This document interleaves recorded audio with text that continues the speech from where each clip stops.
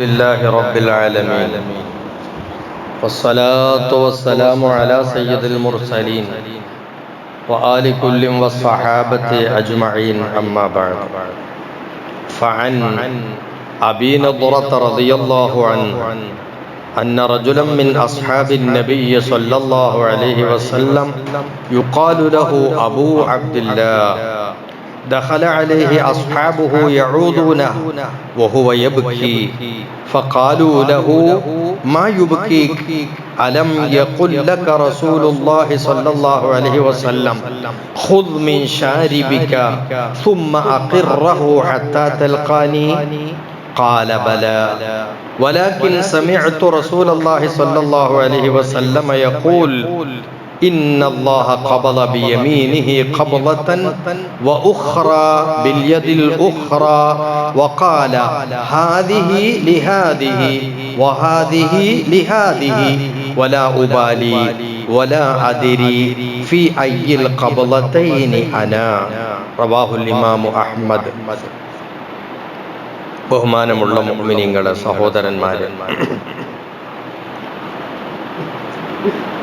സ്വഹാബാക്കളിൽപ്പെട്ട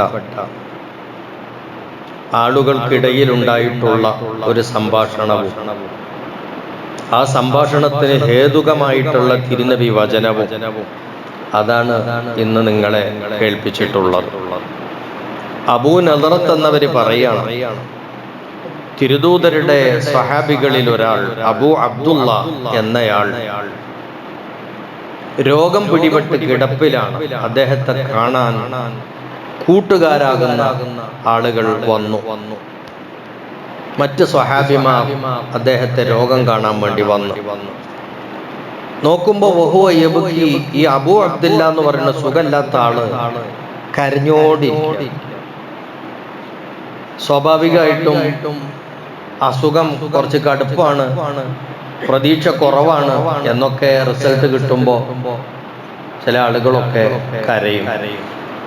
ആ കരച്ചിലിന് പിന്നിൽ ചില കാരണങ്ങൾ ഉണ്ടാവും. ചില ആളുകൾ സന്തോഷത്തിന്റെ കരച്ചിലും ആകും, ചില ആളുകൾ ബേജാറിന്റെ കരച്ചിലും ആകും, വെപ്രാളപ്പെട്ടുകൊണ്ടുള്ള കരച്ചിലാകും, പലതും ആകും.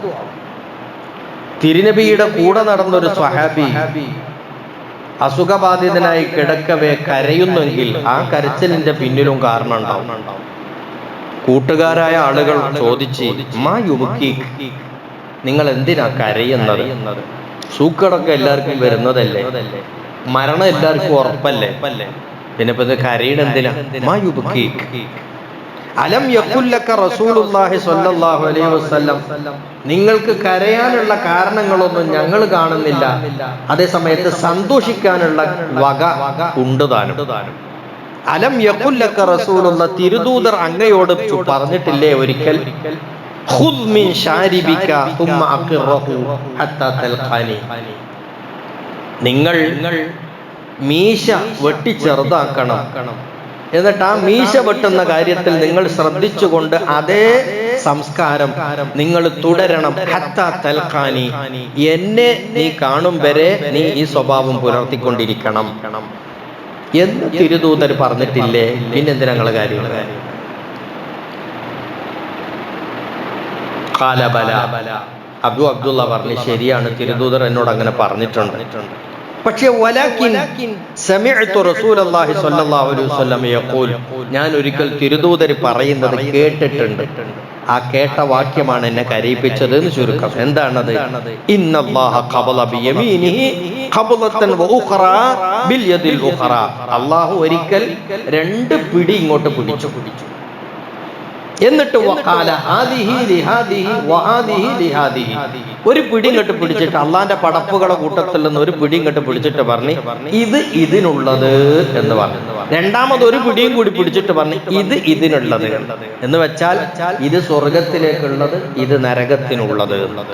ഇങ്ങനെ അള്ളാന്റെ പടപ്പുകളിൽ രണ്ട് പിടി പിടിച്ചിട്ട് സ്വർഗത്തേക്കും നരകത്തേക്കും പറഞ്ഞിട്ട് അങ്ങനെ പറഞ്ഞിട്ടുണ്ട്. വലാ ഉബാലി, ഞാനതൊരു പ്രശ്നമേ ആയി കാണുന്നില്ല എന്ന് റബ്ബ് പറഞ്ഞു. വലാ അദിരി, എനിക്കറിയില്ലല്ലോ ഫി അയ്യിൽ ഖബലതൈനി അനാ, അല്ലാഹു പിടിച്ചിട്ടുള്ള ഈ രണ്ട് പിടിയിൽ ഏത് പിടിയിൽപ്പെട്ട ആളാണ് ഞാൻ എന്ന് എനിക്കറിയില്ലല്ലോ. സ്വർഗത്തിലേക്കുള്ള പിടിയിൽപ്പെട്ടതോ അതല്ല നരകത്തിലേക്കുള്ള പിടിയിലാണോ പെട്ടത് അറിയില്ല. അതോർത്തിട്ടാണ് കരയുന്നത്. ഇതിൽ നമുക്കുള്ള പാഠം എന്താ? സഹാബികള് രോഗം കാണാൻ വന്നിട്ട് പറഞ്ഞു, നിങ്ങൾ എന്തിനാ കരയണ്? കരയാതിരിക്കാൻ, സമാധാനപ്പെടാൻ, സന്തോഷിക്കാൻ വക നിങ്ങൾക്ക് ഉണ്ടല്ലോ എന്ന് പറഞ്ഞിട്ട് അവർ ഉദ്ധരിച്ച കാര്യം എന്താ? തിരുദൂതരുടെ ഒരു നിർദ്ദേശമാണ്. ഈ അബൂ അബ്ദുള്ള എന്ന് പറയുന്ന ആൾ നല്ല മീശ വളർത്തുന്ന ആളാണ്. ഇസ്ലാമികമായിട്ട് തലമുടി നീട്ടുന്നതിനും വളർത്തുന്നതിനും, താടി നീട്ടുന്നതിനും വളർത്തുന്നതിനും, മീശ വളർത്തുന്നതിനും ഒക്കെ മാനദണ്ഡങ്ങളുണ്ട്, നിയമങ്ങളുണ്ട്, സുന്നത്തായ രീതികളുണ്ട്. അപ്പോ മീശ വായിലേക്ക് ഇങ്ങനെ ഇറങ്ങി നിൽക്കുന്ന രൂപത്തിൽ, ചുണ്ട് മറയുന്ന രൂപത്തിൽ മീശ വളർന്നു വലുതായിട്ടുണ്ടെങ്കിൽ ചുണ്ടിന്റെ വെളുപ്പ് കാണത്തക്ക വിധം അത് വെട്ടണം എന്നാണ്. മീശ വെട്ടണോ? അത് ഇസ്ലാമിക സംസ്കാരത്തിൽപ്പെട്ടതാണ്. ചില ആളുകൾ ഇതൊന്നും ശ്രദ്ധിക്കൂല, അങ്ങനെ വളർത്തിയിട്ട് ഒരു വൃത്തികെട്ട രൂപത്തിൽ നടക്കും. എന്നിട്ട് അതാണ് ഇസ്ലാം, അതാണ് സുന്നത്ത് എന്ന് പറയും. അങ്ങനെയൊന്നുമല്ല, വൃത്തികേടല്ല സുന്നത്തും ഇസ്ലാമിന്റെ സംസ്കാരവും, വൃത്തിയാണ്. അപ്പൊ അതുകൊണ്ട് കാണാനുള്ള വൃത്തി വേണം, പിന്നെ അല്ലാതെ നിലക്കുള്ള നജസിനെ തൊട്ടുള്ള വൃത്തി വേണം, എല്ലാ വൃത്തിയും ഉണ്ടാകണം. അപ്പോ അബൂ അബ്ദുല്ല എന്ന് പറയുന്ന ആൾ, അതായത് പണ്ടൊക്കെ പിന്നെ ഇസ്ലാമിന് പുറത്ത് വെളിയിലുണ്ടായിരുന്ന ആളുകൾ, പലതരത്തിൽ ജീവിച്ച ആളുകൾ, തിരുദൂതരുടെ സത്യസന്ദേശം കേട്ട് വന്നിട്ടുള്ള ആളുകളാണ്. അവരിൽ ആ മാറ്റം, സംസ്കാരം, എല്ലാ വിഷയത്തിലും മാറ്റം അനിവാര്യമാണ്. എങ്കിൽ ഈ അബൂ അബ്ദുല്ല എന്ന സ്വഹാബി മീശ നീട്ടി വളർത്തുന്നയാളായിരുന്നു. അദ്ദേഹത്തിന് തിരുദൂതർ കൊടുത്ത നിർദ്ദേശമാണ്, നീ മീശ വെട്ടണം, ചുണ്ട് വെളിച്ചത്ത് കാണുന്ന വിധത്തിൽ മീശ വെട്ടണം. മാത്രല്ല, ഈ മീശ വെട്ടൽ ഒരിക്കൽ മാത്രം പോരാ, സുമ്മ അഖിറഹു അലൈഹി, ഈ നില നീ തുടരണം, ഹത്താ തൽഖാനി, എന്നെ കണ്ടുമുട്ടും വരെ. എപ്പോ? നാളെ ആഖിറത്തിൽ എന്നെ കാണും വരെ നിങ്ങൾ ഈ സംസ്കാരം തുടർന്നുകൊണ്ടിരിക്കണം. അപ്പൊ അതിലൊരു സന്തോഷമുണ്ട്, സന്തോഷ വാർത്തയുണ്ട്. എന്താണത്? നാളെ മഹ്ശറിൽ വെച്ച് ഈ അബൂ അബ്ദുല്ല എന്ന സ്വഹാബിക്ക് നബിയെ കണ്ടുമുട്ടാൻ, നബിയുടെ കൂടെ നിൽക്കാനുള്ള ചാൻസ് ഉണ്ട്.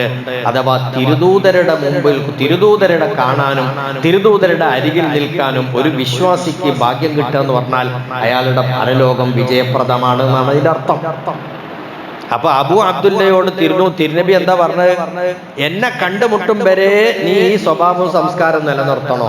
അപ്പൊ തിരുദൂതരെ കാണുന്നായില്ലേ, പിന്നെ നിങ്ങൾ എന്തിനു ബേജാറാകണ?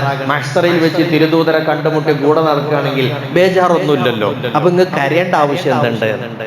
അപ്പോഴാണ് അബൂ അബ്ദുല്ലയുടെ മറുപടി, അതുകൊണ്ടല്ല, തിരുദൂതർ പറയുന്നത് ഞാൻ കേട്ടിട്ടുണ്ട്, അല്ലാഹു ജല്ല ജലാലുഹു ഒരിക്കൽ രണ്ട് പിടി പിടിച്ചു, ഒരു പിടി പിടിച്ചിട്ട് ഇത് സ്വർഗത്തിക്കുള്ളതാണ്, വേറൊരു പിടി പിടിച്ചിട്ട് ഇത് നരകത്തിക്കുള്ളതാണ്.